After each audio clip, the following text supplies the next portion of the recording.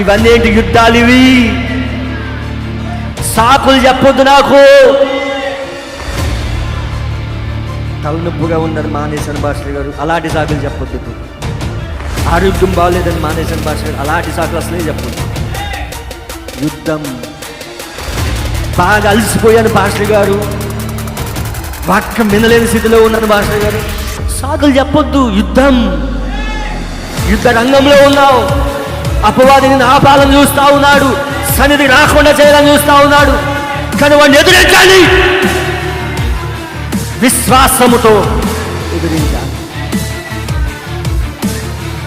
బలహీనుడు కావద్దు. యేసుక్రీస్తు రక్తం కింద, గొర్రెపిల్ల రక్తం కింద, అండర్ ద బ్లడ్, యేసుక్రీస్తు రక్తం కింద ఉన్నావు నువ్వు. యేసుక్రీస్తు రక్తం కింద ఉన్న వాళ్ళు తాము ఇచ్చిన సాక్ష్యాన్ని బట్టి వాళ్ళు జయిస్తారు.